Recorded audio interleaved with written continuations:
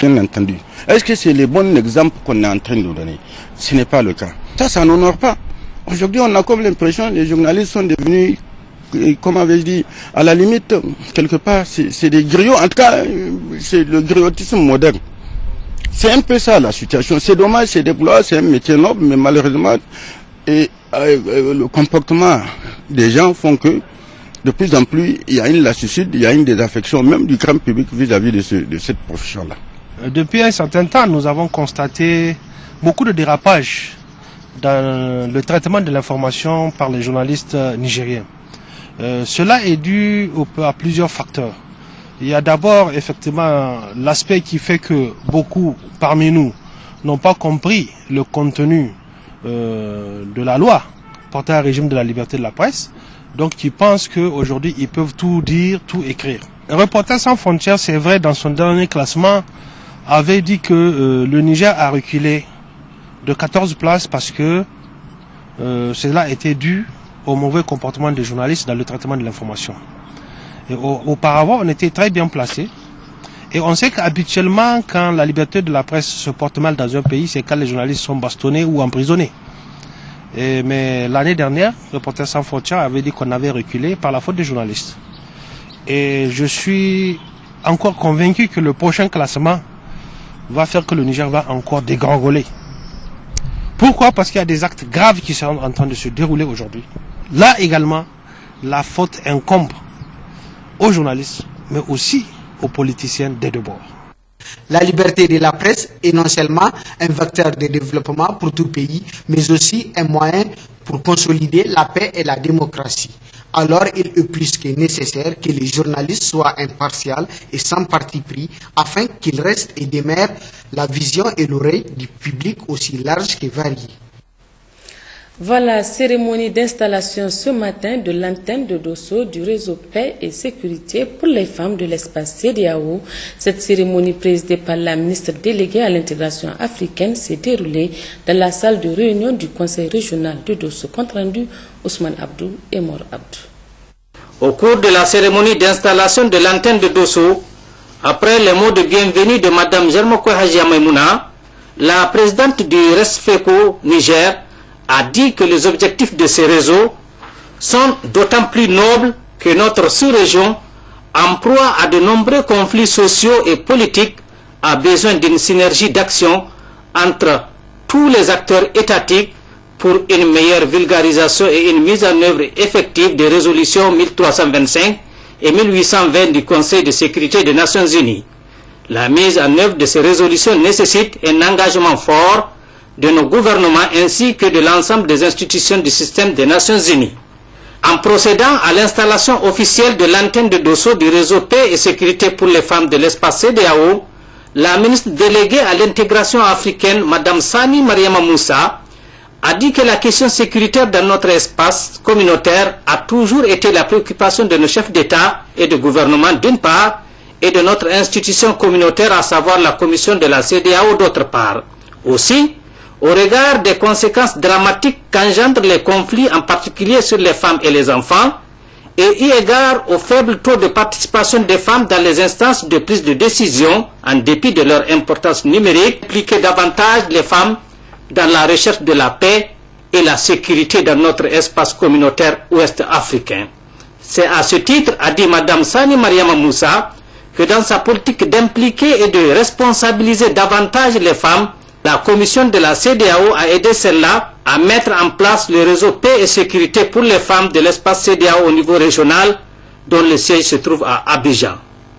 Ainsi, pour rendre ce réseau régional plus opérationnel et plus efficace, la commission de la CEDEAO a demandé à chaque État membre d'installer son antenne nationale avec pour objectif d'installer des antennes régionales. Signalons que la région de Dosso est la première à installer son antenne et un témoignage officiel de satisfaction a été remis à Mme Zarmako Hajia Maimouna pour les services rendus au réseau Paix et Sécurité pour les femmes de l'espace CEDEAO.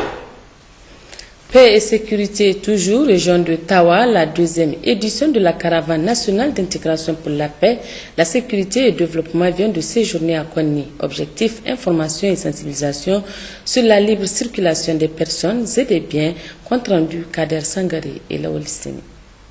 Arrivé le jeudi dernier à Konni, les membres de la mission ont été chaleureusement accueillis par les autorités administratives, communales, coutumières, les responsables des forces de défense et de sécurité et la population de Konni fidèle à sa tradition. Ils ont successivement rendu visite au préfet du département de Birni-Konni, Alhaji Abbas Sarkin Arzin, puis à l'honorable chef de canton, Alhaji Maman Sani. Cela en présence des ressortissants des autres pays membres de la CEDEAO résidant à Birni-Konni.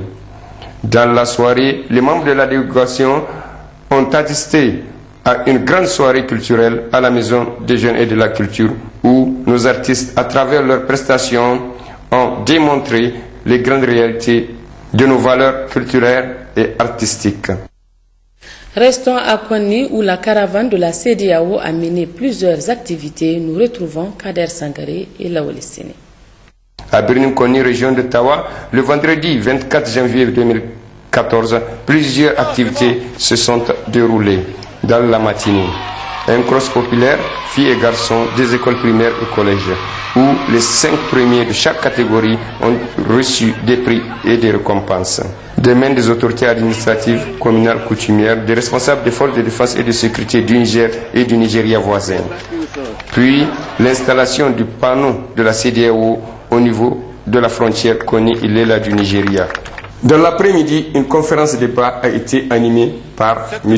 Dade Adamou Raphaël, président du réseau nigérien pour la défense des droits des travailleurs migrants, coordonnateur du réseau des organisations pour l'enracinement de la démocratie et la prévention des droits de l'homme. La vision des pères fondateurs était de promouvoir la coopération et l'intégration des États, de la perspective de créer une union économique de l'Afrique de l'Ouest en vue d'élever le niveau de vie de leur peuple, de maintenir et d'accroître la stabilité économique, de renforcer les relations entre les États et de contribuer au progrès et au développement du continent africain.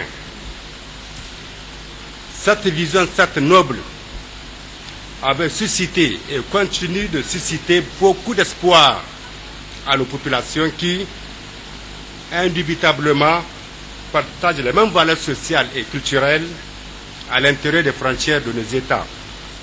Cette volonté de vivre ensemble interpelle chacun de nous pour adopter un comportement responsable au sein de l'espace communautaire où les citoyens peuvent se déplacer librement sans être nullement inquiétés. M. Dade Adamou Raphaël, conférencier, a remarqué qu'il est nécessaire de savoir que le passeport CEDEAO est valable partout dans le monde, alors que le carnet de voyage CEDEAO est valable uniquement dans les 15 États membres.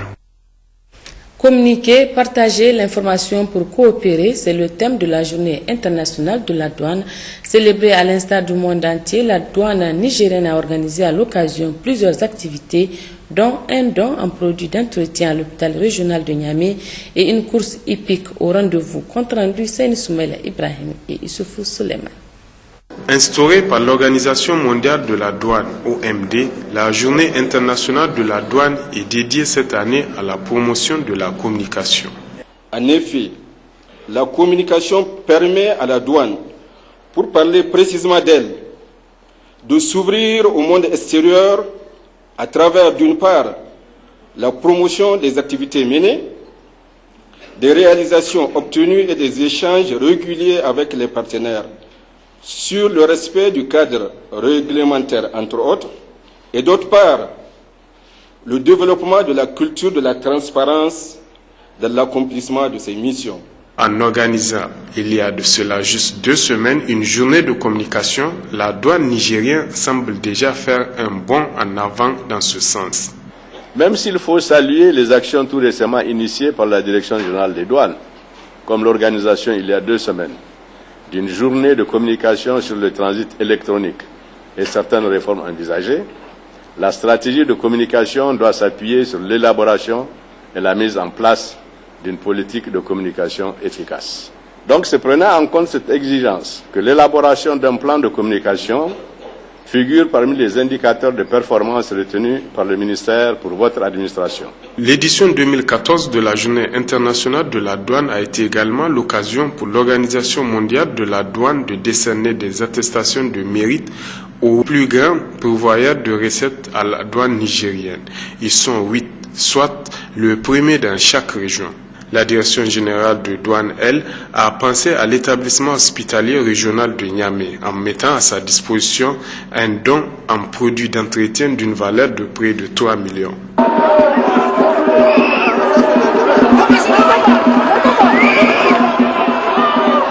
Pour rendre l'utile à l'agréable, les festivités ont pris fin sous les chevaux, avec l'organisation d'une course hippique sur plusieurs distances avec à la clé des récompenses pour les vainqueurs. Dans la région de Difa, les autorités coutumières et religieuses continuent à multiplier les prières collectives afin que Dieu le Tout-Puissant bénisse le Niger et son peuple. C'est le cas ce matin au niveau de la commune urbaine de Difa. Les détails avec Abdraman Boukari et Abdraman Maz. Cette prière collective qu'organise chaque année le chef de canton de la Komadougou Yobé, l'honorable Kazelma Mahamadou Abakari, a regroupé cette fois-ci plusieurs éminents leaders religieux et marabouts de Difa et ses alentours qui, des jours durant, ont procédé à d'intenses lectures de plusieurs versets du Saint-Coran afin que Dieu le Tout-Puissant, le Miséricordieux, bénisse le Niger et son peuple, nous gratifie d'un hivernage fécond et nous protège de toute forme de calamité naturelle.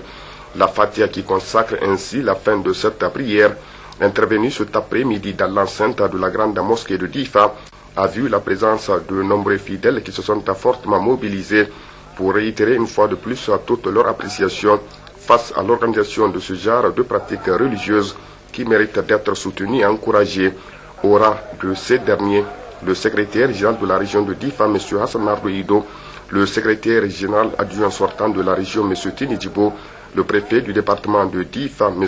Inoussa Saouna, le maire de la commune urbaine de Difa, M. Ousmane Koussouri, et le chef de canton de la Komadougou, l'honorable Kazelma Mahamadou Abakari. À travers ce déplacement, il s'est donc agi pour le secrétaire général de la région de Difa, M. Hassan Ardouido, de témoigner une fois de plus toute l'importance que les autorités régionales que nationales accordent à ce genre de prière, d'une utilité certaine pour le Niger en général et la région de Difa en particulier, mais aussi et surtout exprimer à ces vaillants marabouts tous les encouragements et félicitations des autorités de la 7e République pour les multiples efforts qu'ils ne cessent de déployer en faveur du Niger et ce à travers leurs prières quotidiennes, tout en les exhortant à poursuivre avec le même élan. Signalons que comme il est de tradition pour ce genre de rencontres de grande envergure, une Fatiha a été dite afin que Dieu le Tout-Puissant, le Miséricordieux, protège le Niger et son peuple et que la paix, la tranquillité, le bonheur et la prospérité règnent partout dans ce pays. Une mission technique conjointe projet alimentation, eau potable et société de patrimoine des eaux du Niger vient de séjourner dans la région d'Agadez. Le suivi et évaluation des travaux en cours était au centre des rencontres avec les responsables locaux tant à Arlit que dans la communauté urbaine d'Agadez. Précision, Hachim Mohamed et Nassirou Nakakale. Cette équipe est composée du coordinateur du projet eau et assainissement en milieu urbain Zibo Zakara, du directeur des études de la programmation du ministère de l'hydraulique et de l'assainissement, du directeur de l'hydraulique urbain et semi-urbain. C'est par la commune urbaine d'Arlit que cette mission technique de suivi a entamé son programme. Après une série de visites des différents sites de travaux, la mission s'est entretenue avec les représentants des différentes organisations socio-professionnelles de la localité, en présence du secrétaire général de la préfecture d'Arlit Ibrahim Hamma, du premier vice-maire. Il s'agit pour la mission d'apporter toutes les informations réelles sur le projet d'alimentation en eau potable de la ville d'Arlit et Akokan. En ouvrant les travaux de cette réunion d'échange, le secrétaire général de la préfecture d'Arlit, Ibrahim Hamma, a, au nom des populations et du préfet d'Arlit, Alat Mogeski, empêché, adressé sa gratitude et remerciements aux autorités de la 7e République et à la Banque mondiale qui ont décidé de résoudre le problème d'approvisionnement en eau de la cité minière d'Arlit, une ville de 120 000 habitants. Selon les explications fournies par le coordinateur du projet Zibo Zakara, 8 forages, 25 km de conduite de refoulement, un château d'eau, 2000 branchements sociaux et 50 bornes fontaines seront réalisés avant décembre 2015 à Arlit pour un coût d'investissement de 5,5 milliards. La commune urbaine d'Agadez sera également dotée d'un château de 1500 m3, une conduite de refoulement de 22 km, 2000 branchements sociaux et 63 bornes fontaines. Ces chiffres ont été révélés par les membres de la mission dans la salle du gouvernorat en présence du secrétaire général de la région sortant Boré Mazoul Karneni Mega et le maire de la commune urbaine d'Agadez Rissa Faltou. C'était au cours d'une réunion d'information qui a regroupé les membres de la mission et les responsables locaux. En marge de cette rencontre, nous avons recueilli les propos du chef de mission que voici. Mission technique de suivi et évaluation des travaux financés dans le cadre du programme du projet eau et assainissement en milieu urbain, projet du gouvernement du Niger, qui est sous la tutelle du ministère de l'hydraulique et de l'assainissement et qui est financé par le concours de la Banque mondiale. Ce projet, entre autres financements, finance l'adduction d'eau de la ville d'Arlit et finance aussi l'adduction d'eau, le renforcement de l'adduction d'eau de la ville d'Agadez, où nous sommes aujourd'hui. Et le Niger a été à l'honneur hier à l'intronisation du gouverneur de l'État de Kachina, Dr Ibrahim Cheikhou Chema, comme Sarkin Foulani, en se faisant représenter par 4 délégations des gouverneurs, à savoir celles d'Agadez, Maradi, Niamey et Zender. Compte rendu, Mustafa Bouji et Lawali Babali. La cérémonie d'intronisation qui s'est déroulée dans l'enceinte du grand et vaste palais de l'émir de Katsina, Dr Abdulmoumi Kabir Ousmane, a drainé une foule immense que l'imposant dispositif de sécurité locale appuyé par celle venue d'Abuja, la capitale, a eu du mal à contenir. Les invités des marques, ministres, députés, gouverneurs, émirs et autres dignitaires venus des 4 coins du Nigeria et des pays voisins ont eu également du mal à se frayer un passage et se faire une place assise. Le Niger a été représenté par les régions de Agadez, Maradi, Niamey et Zender, dont les fortes délégations sont conduites par les gouverneurs, respectivement le colonel-major Garba Makido, Amadou Babale, Hamidou Garba et Kala Moutari.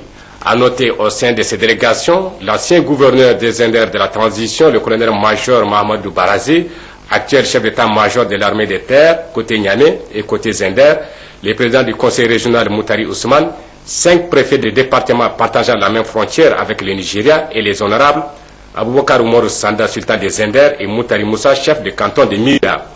L'honneur fait au Niger de se faire représenter par 3 régions et Niamey, la capitale, dénote de l'excellence des relations d'amitié et de fraternité que les autorités et les populations régionales entretiennent de part et d'autre des frontières, mais aussi et surtout celles tissées et entretenues au plus haut niveau par leur excellence Goodluck Ebele Jonathan, président de la République fédérale du Nigeria, représenté à cet événement par son vice-président, et El Hadj Issoufou Mahamadou, président de la République, chef de l'État du Niger. Aussi faudrait-il rappeler que Dr Ibrahim Cheikhou Chema a été décoré en décembre 2011 par le président de la République, son excellence El Hadj Issoufou Mahamadou, pour sa contribution dans le renforcement des relations entre le Niger et le Nigeria. À cet effet, il a été élevé au grade des officiers de l'ordre national du Niger.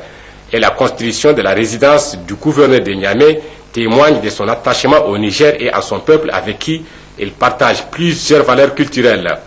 Dr Ibrahim Cheikhou Chema, qui a aujourd'hui un peu plus de 56 ans et qui remplit tous les critères de nomination au titre honorifique de Sarkin Foulani de Katsina, dont l'intronisation, objet de la présente cérémonie, est un homme intègre, de grande probité et de valeurs humaines. Après les rituels consacrant son intronisation, il a été félicité par ses hôtes qui lui ont souhaité une bonne chance dans ses nouvelles fonctions. Il convient de rappeler qu'un dîner copié a été offert la veille à ses hôtes à sa nouvelle résidence, suivie d'une soirée culturelle au cours de laquelle plusieurs artistes locaux de renommée et la troupe Soga de Niamey ont tenu en haleine le public pendant plusieurs heures de loge. Kalla Moutari de Zender et Garba Makido d'Agadez, qui ont effectué ensemble le déplacement de Katsina, ont été accueillis à la frontière par les autorités civiles et militaires, puis reçus à Daoura par l'émir.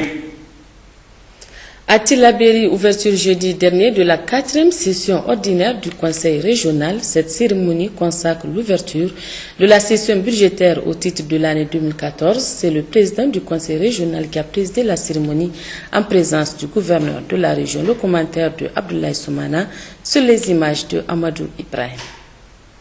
Les conseillers régionaux auront pendant 4 jours que dureront ces travaux à adopter le procès verbal de la 2e session extraordinaire du Conseil tenu du 10 au 11 octobre 2013 à examiner et adopter le budget du Conseil pour l'exercice 2014, mais aussi à suivre une communication du directeur régional du plan de l'aménagement du territoire et du développement communautaire et à aborder plusieurs questions liées au développement de la région. Dans son mot de bienvenue, le gouverneur de la région de Tillabéri a félicité et encouragé les conseillers régionaux pour leur pleine implication dans le processus du développement de la région. Assimi Diabri a réitéré ses sincères remerciements au PAC 3 qui a bien voulu financer le plan de développement de la région élaboré par le conseil régional. Un plan qui permettra de conjuguer les efforts afin de rendre plus efficaces les actions de développement de la région. Prononçant son discours d'ouverture, le président du conseil régional de Tillabéri se réjouit de la présence effective de l'ensemble des conseillers à cette rencontre. Nyandou Bassirou devait ensuite s'appesantir longuement sur la présentation du directeur régional du plan qui sera axé sur les outils de l'élaboration, de la mise en œuvre et du suivi-évaluation du plan de développement régional PDR, qui est un document de référence pour la planification et la programmation des investissements sur toute la durée du PDR. Il a exhorté les conseillers à procéder à l'examen minutieux du présent projet de budget afin de le rendre réaliste et réalisable. Un projet de budget équilibré à recettes et en dépenses à la somme de 474 857 420 francs CFA. Le secrétaire général sortant de la région a saisi l'occasion pour faire ses au revoir aux représentants de la population de la région au moment où il occupera le même poste à Agadez. Ses sincères remerciements pour la franche collaboration au cours des 11 mois qui